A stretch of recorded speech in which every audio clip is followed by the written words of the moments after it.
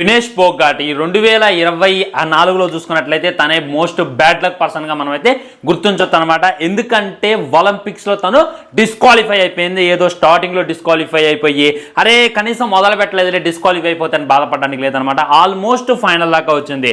ఇవాళ సాయంత్రం చూసుకున్నట్లయితే ఫైనల్ మ్యాచ్ జరగనుంది. కుదిరితే ఖచ్చితంగా గోల్ కొట్టేస్తుంది. 100కి 100% తనకు ఉన్నటువంటి స్టామినాకి, తన గేమ్ ఎబిలిటీకి అయితే తనకే గోల్ వచ్చేటటువంటి అవకాశం ఎక్కువగా ఉందని చెప్పి అందరం కూడా అనుకున్నాం.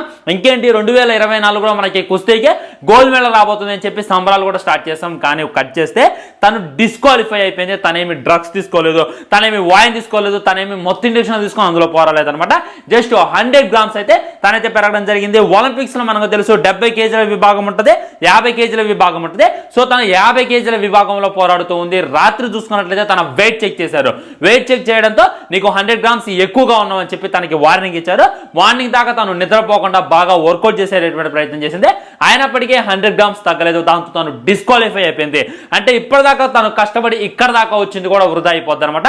కనీసం సిల్వర్ మెడల్ కూడా తనకి ఇచ్చేటటువంటి అవకాశం లేదు అని చెప్పి తేల్చి చెప్పేసింది ఈ ఒలింపిక్స్. మరి తప్పు ఎవరిది? వీళ్ళు ముందే చెక్ చేసుకోకుండా డైరెక్ట్ గా ప్లేయర్ ని ఎలా దింపారు? మాక్సిమం వెయిట్ చెక్ చేసుకుని కుస్తీ పోరాటాన్ని కనువరిస్తారనమాట. వెయిట్ చెక్ చేసుకుని ఆ తర్వాత గేమ్ మొదలు పెట్టేస్తారు. వెయిట్ చెక్ చేసుకోకుండా ఎవరు మొదలు పెట్టరు. మరి ఏమన్నా పాలిటిక్స్ జరిగినాయి, అపోనెంట్ లో ఉన్న వాళ్ళు గెలవడానికి ఇతను కుంటే ఖచ్చితంగా ఏమే గెలుస్తుంది అనేటటువంటి ఉద్దేశంతో తనని కావాలని చెప్పి పాలిటిక్స్ నడిపించి రాజకీయాలు నడిపించి తనని డిస్క్వాలిఫై చేశారా అని చెప్పి ఇండియన్స్ అయితే ఫాలో అవుతున్నారు. నరేంద్ర మోడీ గారు కూడా చేశారనమాట.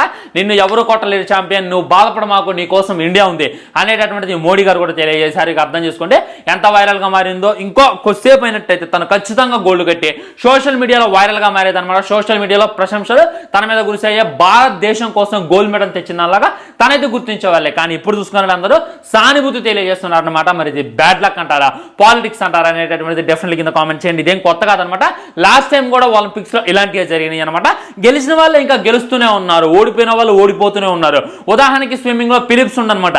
తను గెలుస్తూనే ఉన్నాడు. తనకన్నా బాగా స్విమ్ చేసే వాళ్ళు ఉన్నారు, తనకన్నా స్పీడ్ గా బటర్ఫ్లై చేసే వాళ్ళు ఉన్నారు. అయినప్పటికీ వాళ్ళకి రాకుండా ఎందుకు ఫిలిప్స్కే వస్తుంది అనేటటువంటిది ఇంత మట్టికి అర్థం కానటువంటి విషయం అనమాట.